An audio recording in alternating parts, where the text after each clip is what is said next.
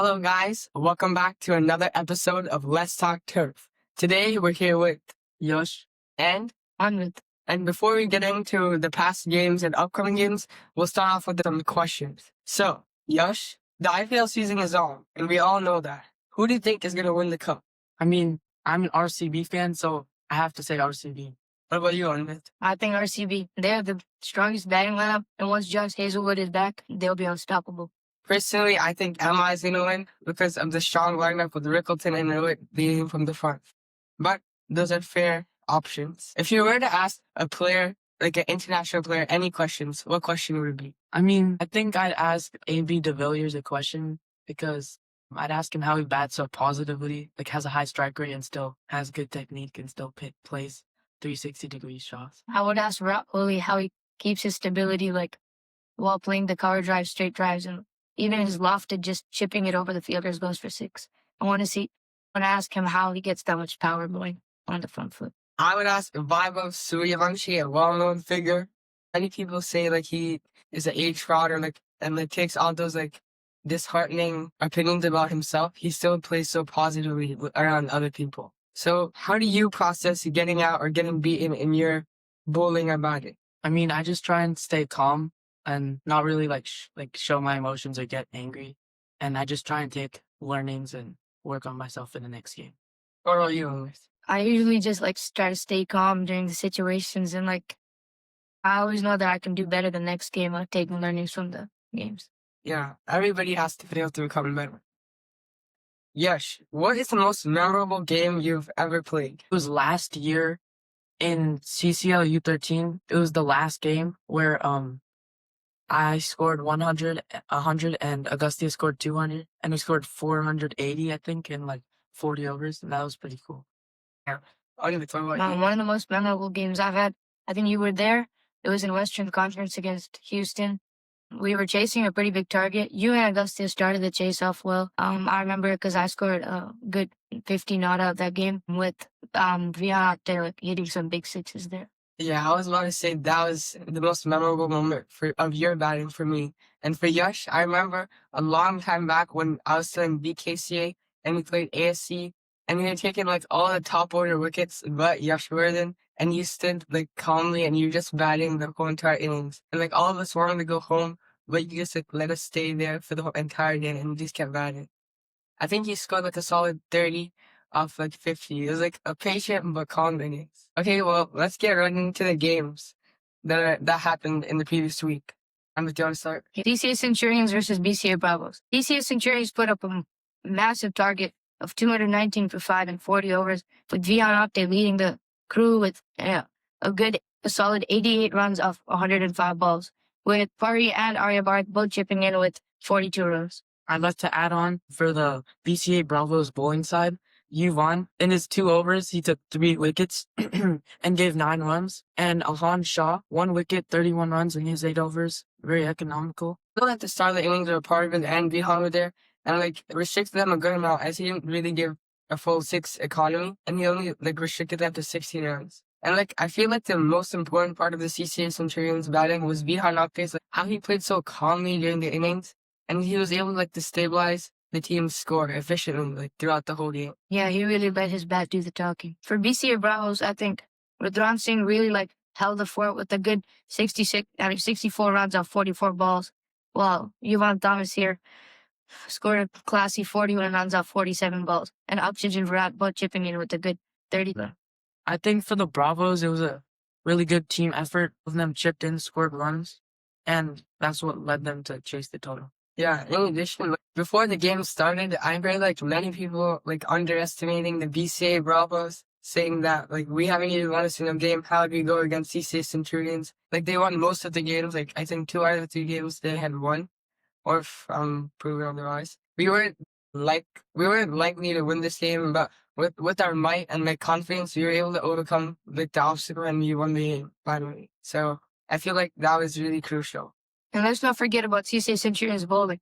It was led by Arden Dwani with a classy 5 for just 8 overs, and he's only given 42 runs. So he restricted the batsman pretty well, wouldn't you say? Yeah, definitely, because he took every single top order wicket. He took the openers and the first 3 batsmen. And I also faced him myself, and he was just bowling the same thing. Every single ball of his bowling spell was just forward stomp off, like on the off, good length, and he's just making the batsman poke forward. Well, where do you think the CC Centurions lost the game? I think definitely not too much in the batting, but maybe a little bit in the batting. As after the openers like set the tone, they weren't really able to like have a strong partnership until like Arya Bharat came in towards the end and helped Vihan bring their team to a massive 219. But the part where I think they really lost the game is when BCA Bravos were batting. And like when me and Rudy we started building the partnerships, all their shoulders were already down. And by the time it was like 80-ish runs to win, they were already like wanting to go home or stuff. So like they didn't really fight till the end. I see. Yuvan, I have a question for you. I mean, towards the end of the game, I was looking at the scorecard and I saw that you guys needed like 15 or so runs to win, and then like a few wickets fell, and the batsmen were playing like a lot of dot balls. Like, were you nervous at that point? Do you think they could come back? Because after Rudy got it, right? And I was still batting, and then I thought we had this in the back because like 40 runs to win. And then I, of course, threw my wicket away. And after that, we were like suddenly, in like the snap of a finger, we were sent into like a sudden, like we were all worried because suddenly there were two new batsmen at the crease, and it was obviously a turf pitch. We don't know what's going to happen. And since we're used to playing on Astro, we got worried and confused because the situation changed. But luckily, we had faith in our batsmen, like Ryan, who was Anirudh, Ahan. They all went like to the pitch and like they stabilized the shaking ship and won the game for us. So let's move to the next game. Strikers Knights versus DCL Legends. Strikers Knights batted first, scored 141 runs for 8 wickets in their 40 overs. Standout batsman Arjun Shrikant, patient 52 runs off 85 balls, followed by Siddharth Jandalaya with 21 runs off 40 balls. Arjun Cohen and Srijit also chipped in with 18 runs and 14 runs respectively. And for the DCL bowling attack, it was Ram and Shret that led the attack with 2 wickets apiece, and Abe and Sankar chipping in with 1 wicket each. Yeah, like all the games that we've like talked about before in our podcast, we've seen that the bowlers really need to chip in to totally bring down the other team, because not one bowler can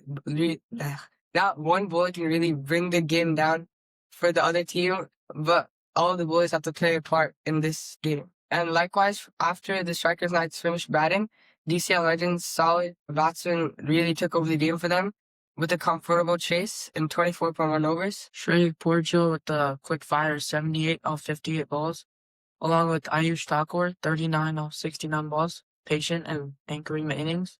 And for the bowling, we have Shrivats, two wickets, 21 runs in his 6 overs, very economical. And Rithan, 1 for 27 in his 5 overs. Also good bowling, but ultimately they fell short. I think DCL wanted to finish the game quickly to go home on a Saturday night. Strike rates are almost a 140 strike rate. Ayush Thakur held the fort, while strike rates were just smacking sixes all around the park.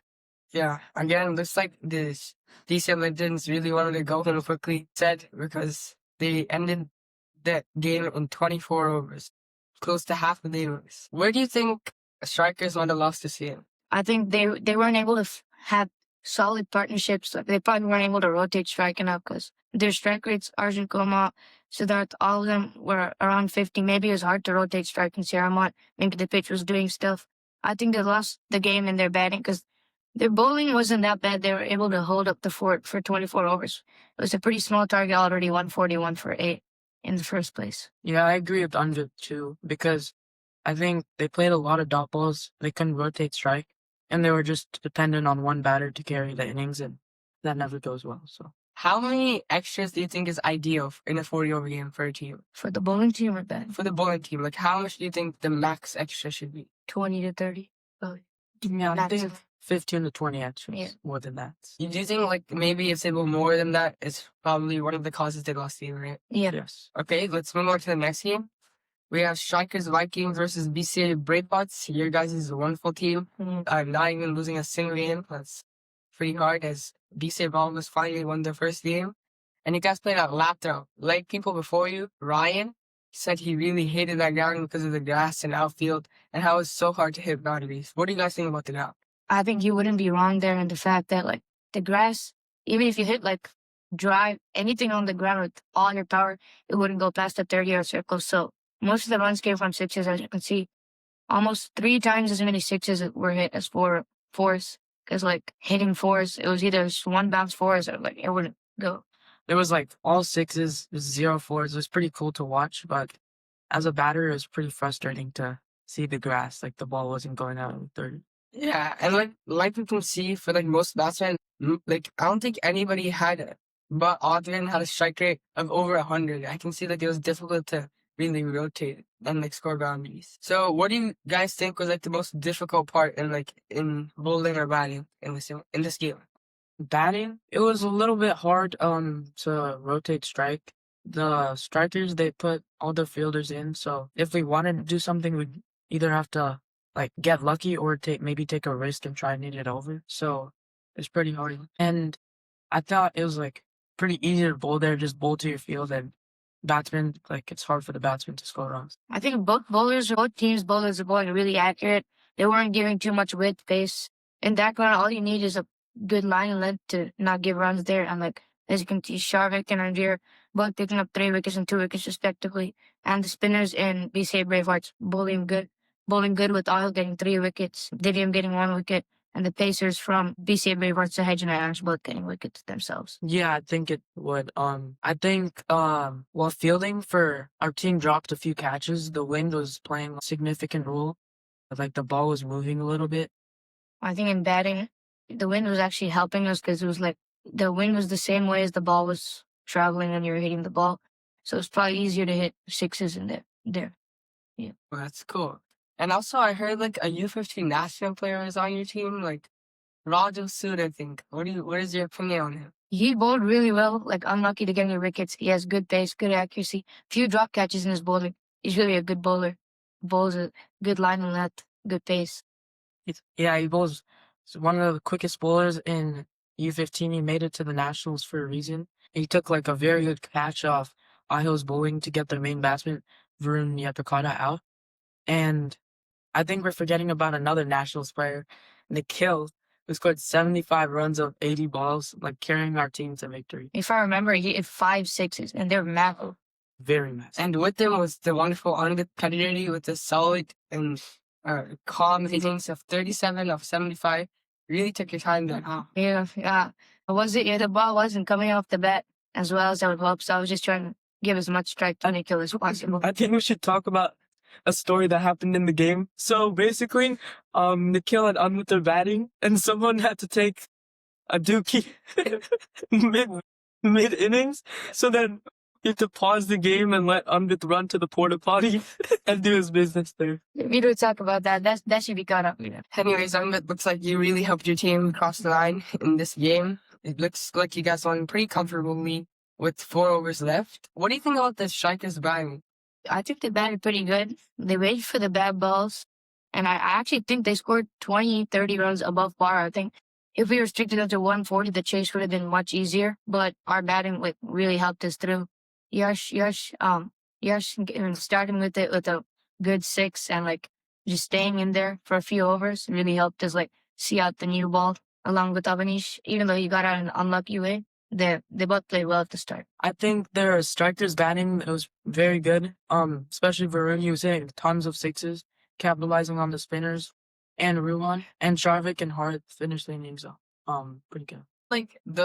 Some drop catches are very crucial in the game, right? Because if you're maybe taking those catches, or if the other team had maybe taken some catches, the game would have turned out differently. Yeah, the game could have swayed either way. Yeah. Well, let's not forget about Sharvik and Ranveer's spell. Sharvik did 3 wickets and 6 overs with only giving 19 runs. Did you face Sharvik? Yeah, he was.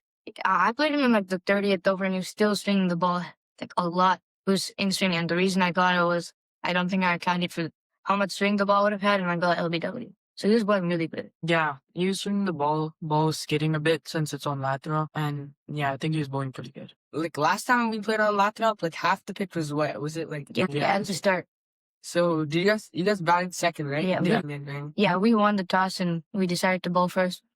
Probably solely for that reason. And yeah. We have a great captain who always wins the toss. He's on a streak of 5 1 tosses in a row. So yeah. Is there any nicknames specifically team by the people? I didn't really call Roger a nickname, but it's starts with the T. Oh, I remember Tubster, right? Yeah, Tubster. Yeah. Oh yeah. Yeah, he really loves it when we call him that name. Okay, well, let's move on.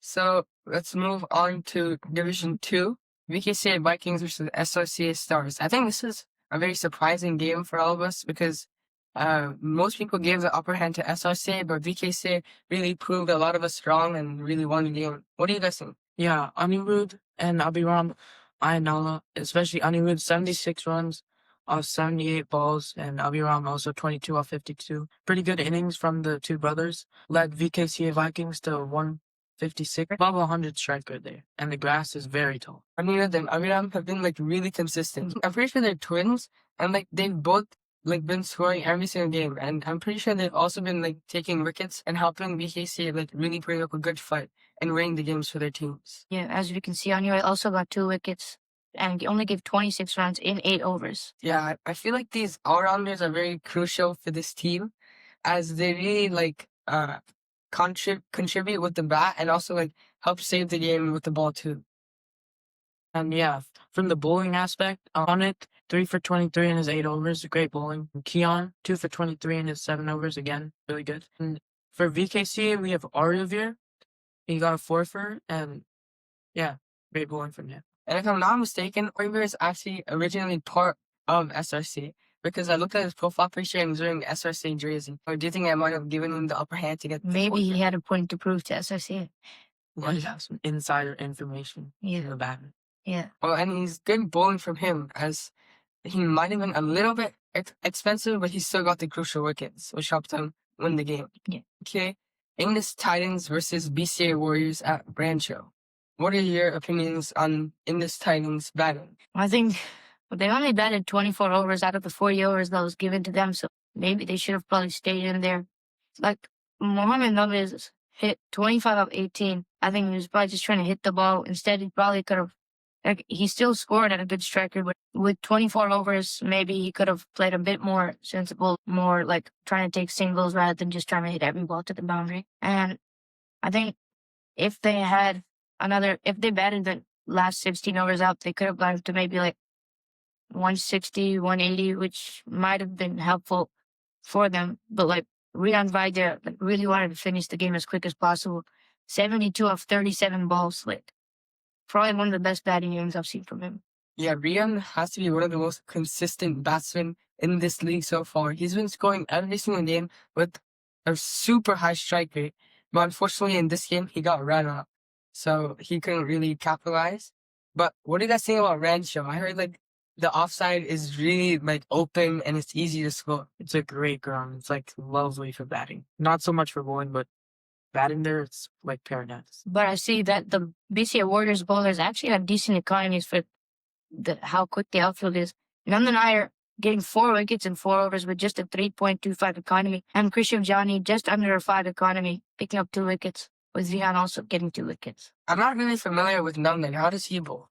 He's an off spinner. He bowls, doesn't give too much flight, flat, and turns the ball a little. But he's pretty good. If you were in this position, let's just say you're going 5 down, and your team is 70 for 5. What is your perspective on the game? How would you take it?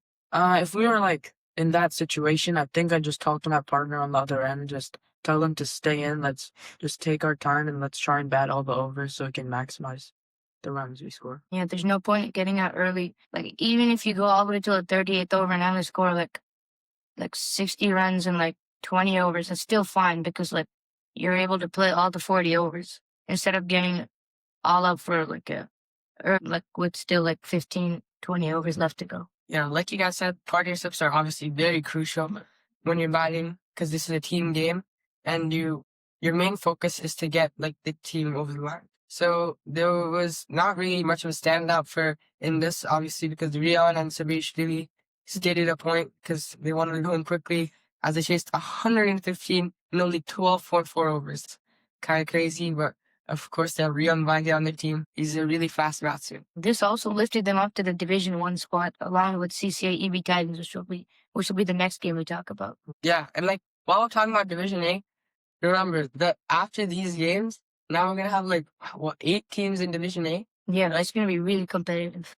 Yeah, and also when like bowlers don't get wickets, it probably hurts their like selection game, like selection stats. Yeah. Yeah, I think this is like the phase that really counts if you want to get selected. You need to perform in these next few games. Yeah. Yeah, so everybody needs to make their opportunities count.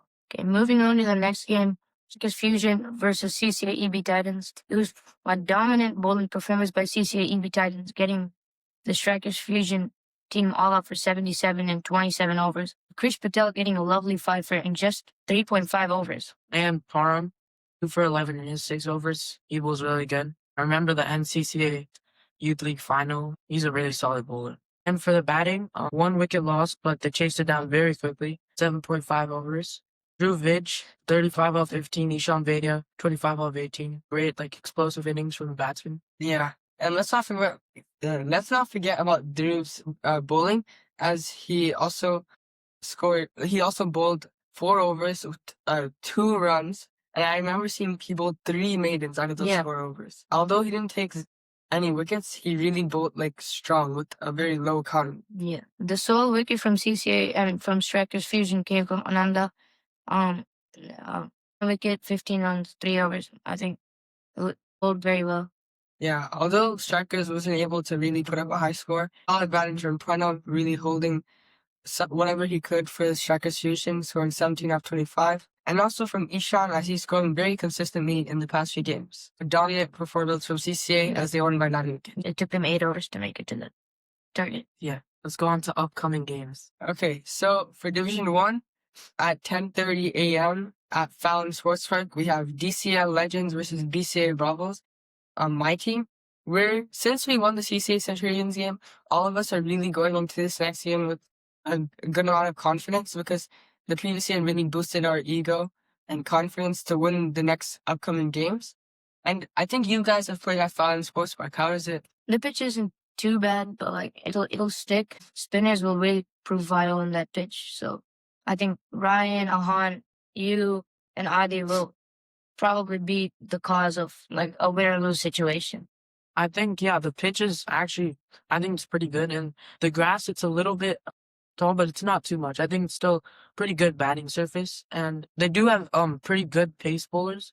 So it might be a little bit easier since it's going to stop and come. It won't come as fast. So, yeah. Is there like any extra bounce or anything? Yeah. I think especially from Sankrit and Ave, since they have the extra height as well. With the pitch, it'll bounce a lot. I think the Sankrit and Ave should be the 2 pace bowlers that you should look out for in that team. Yeah, and I feel like those 2 fast bowlers are like the most important, or like not the most important, the most most dangerous fast bowlers in this tournament, like opening pair.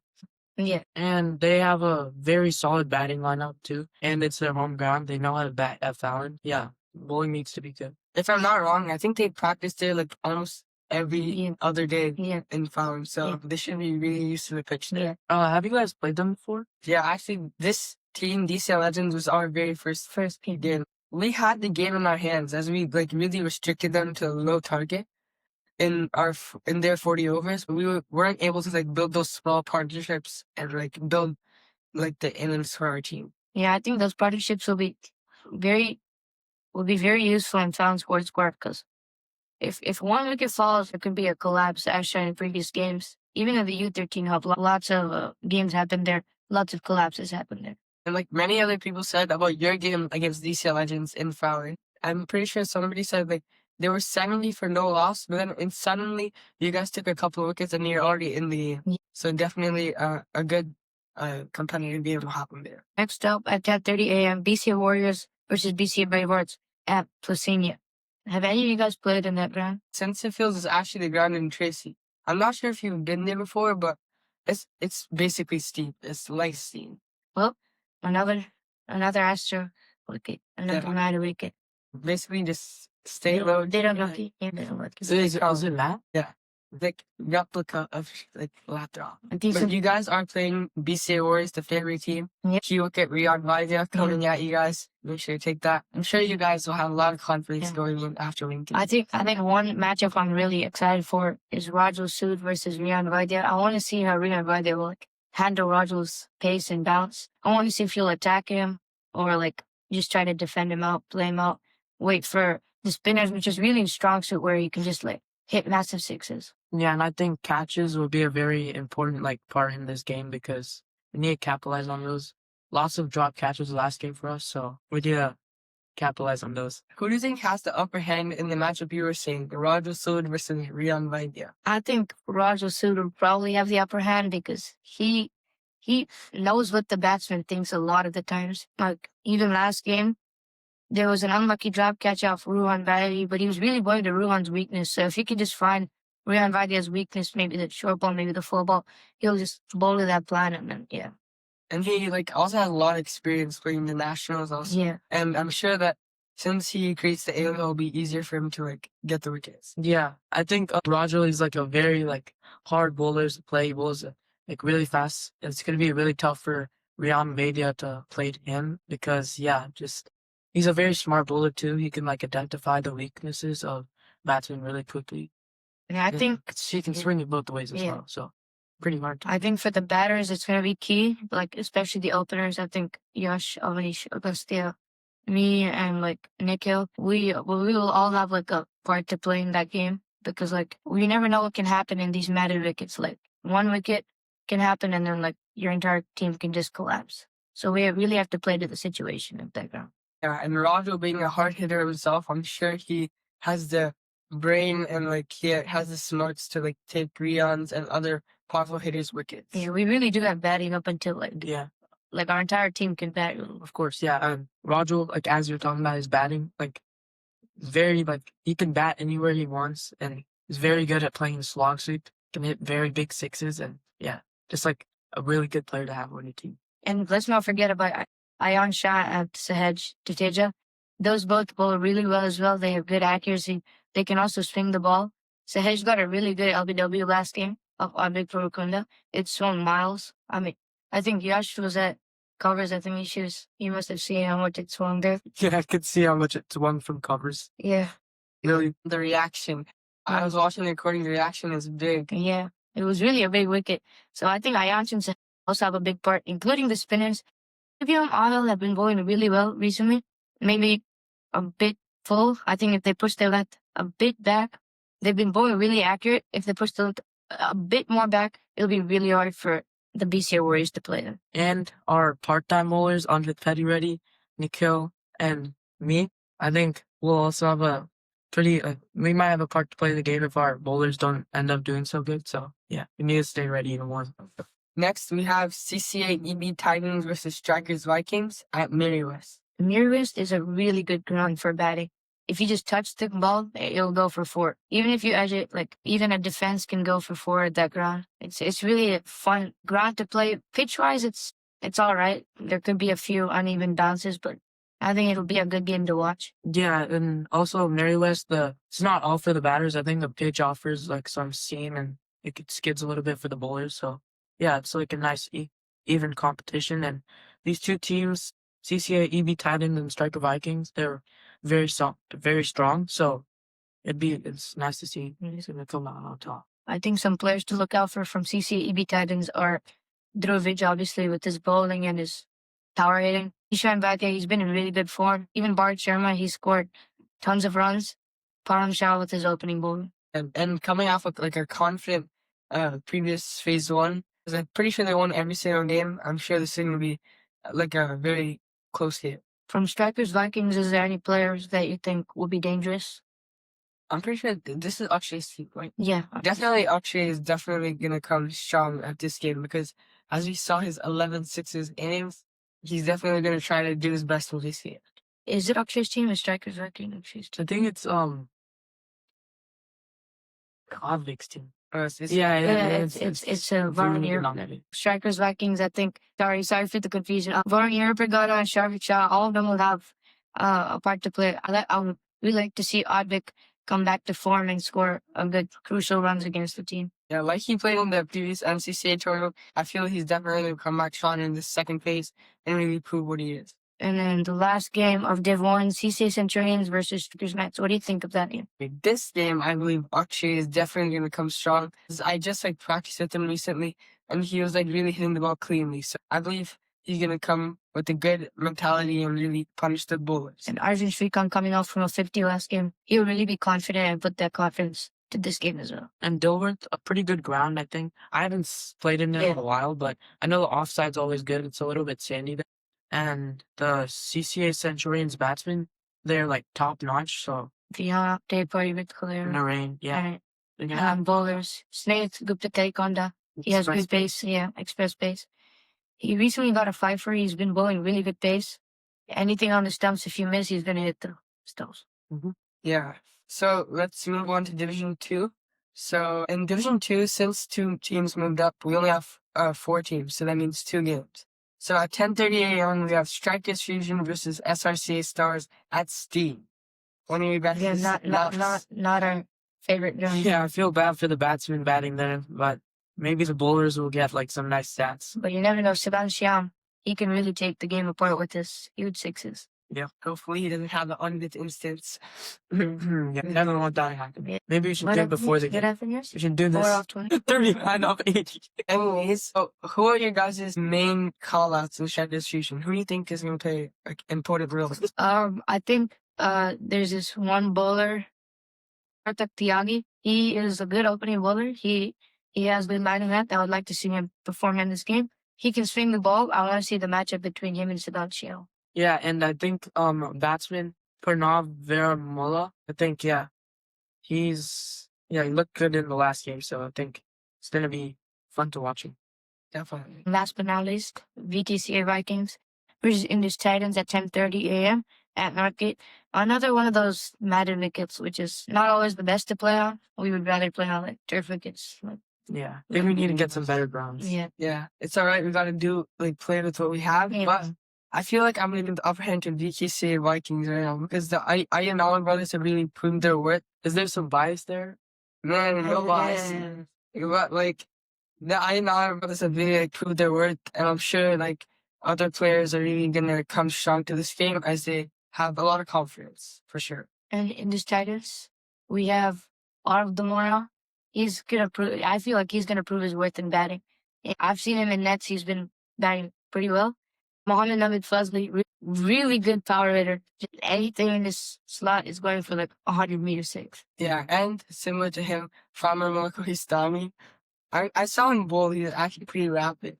And I also saw his bat. And he bats kind of like Mohammed Navid. And I'm sure they have the chance to take the game away from VKC. Yeah, but unlike Mohammed Naviz, I think if Anvith finds the ball in the slot, I think he'll just try and defend the ball. So yeah, we'll make that observation. Okay. Okay, and also just calling out to Parliament in the previous game, he did get an injury in his shin as there was a ball that went under his helmet and hit him in the chin. We all really hope for him and hope he feels better soon. Yeah. He also missed last year, unfortunately, to an elbow injury, so we don't want that happening again this year. Yeah. So happy thoughts and good thoughts go to Parliament. What's your favorite ground that you have played this season? I think Luther, it's really a good ground to play on if you just take your time and settle into the pitch. Even for bowlers, there's a lot to offer there. The pitch has some cracks, depending on which pitch you play, and they have 4 different pitches. So just stick there. And if there's a bad ball, you can just hit on the ground and you can get a boundary there. Are we talking about this hub season or just this year in general? This hub season or this year in general? Yeah, I think this year in general, the best ground in the Bay Area, in my opinion, has to be FCT. It's really good for batting. I think the best ground is definitely Davis. Have you guys played there yet? No, too far away. Yeah, but if you get a game there, if you play there, you'll start crying with how good that ground is. The outfield's the merriest, but 2 times better. They even have a practice pitch for you guys to play on. Since it's a minor league wicket, you have practice pitches. When we play at Davis, we went earlier, and I got to bat on the practice pitch from Sunday. So I definitely think that. Bro, if I drive to Davis, I'll start crying with how far the drive is around. The 2-hour drive. It's not just to play a few balls and get out. Yeah. Yeah, she must have a lot of experience with that. Well, moving on, what are you most excited for in the remaining part of the tournament? I'm excited to see how many catches we can take, because our team has not really been efficient with catches. A lot of catches been dropped at long off, long guard, slips, keeper, and a lot of just chances in general. So I think every team must have this problem. So every team really needs to like up their fielding standards. So yeah. Yeah, I think for the next few games, I'll be excited to see. Like, I want our team to win. I hope. Like, I think our batters should play more aggressively. Like, stop eating up all the balls and like just keep trying to take singles because I think lots of dot balls hurts our team's score. Yeah. Is there any reference there? Yeah, there's a guy sitting next to me who plays like a lot of dot balls. Yeah, at least that a rotating strike. Yeah, I mean, at least mine was like quick and I just like 10 team out player. 24. Team player. 10 out 24. I'm a team player. Adding on to what you said, when people drop catches, this means that there's no wickets for the bowlers. And when there's no wickets for the bowlers, that means the bowlers' stats go bad. Yeah. And on the scorecard, it looks like they took less wickets. So please catch the ball. Okay, for bowlers' sake, please catch the ball and help them get good stats. Yes, you better help running it down. Okay. Sure. So We can just do that. selections are coming up shortly, as they're gonna be like yo-yo tests and a lot of fitness tests. So let's like be ready for those, and we will follow up on what like the selection process and stuff, and what is to come for U15 and U13. And make sure you guys are staying hydrated, focused, so that you guys can really like put your best into the games. And I like wish the best of luck to you guys for your games and the other teams. Yeah. On one final note, I just want to say how much I appreciate like having like a ground to play on with like the landscape. Like it's all good because he's playing so many dot balls. Like we see so many like trees. It's like great to he really cares about our environment. So yeah, I'm sure Anvith is holding the curve because he doesn't want to injure the trees, right? Mhm. If you hit Loves the so many trees. sixes. Yeah, And I'm the just chest waiting right for the right balls. Not getting out to the circle. For morning games, sprinklers often like go off. Most of the time, like, we saw steam because the pitch is wet. It's because the sprinklers, so it's usually soggy in the grass. So take like 2 socks sometimes, because if your socks get wet, that means your feet are gonna slip in your shoes and stuff. Make sure you take an extra pair of socks and a good pair of shoes. Make sure you follow the games on Cricket Clubs, watch the scorecards, even watch the different streams on different YouTube channels like Cricket I think Craze. don't get bored if you see Anvith bat though. And don't get bored if you see Yash Don't copy. hitting the ball. What are you at, Jessa? Okay. But please follow the different streaming channels like Cricket Craze USA, or even some channels that your team might record, because many of the games are being recorded on that. Put your predictions for the following games to come, and thank you so much for watching this episode. Thank you, Anvith and Yash, for coming and sitting and taking time with me to talk about these upcoming and past games. Don't worry, the only thing that's taking up my time is Yashvardhan. So now it's 30 runs off 80 balls. What was my strike rate? What was yours? Before we go into the It's game, let's quickly end this episode. Thank you so much, guys, for watching. Thank you. On a final note, how's the flick shot coming along? Flick shot. Okay, so please don't scarring those memories. I'm really trying to overcome that with playing the on drive, but I'm trying my best not to play the flick shot and get out in stupid ways. Yeah, and additionally, how's the off spin coming to lefties? Because I remember Ajul Suda didn't hit you for like 3 sixes and over. First of all, that was like 3 years ago, and nobody talks about that anymore. So are you his son or like Yeah, man, are you- he's my son. If you die. Okay. Oh, lovely, huh?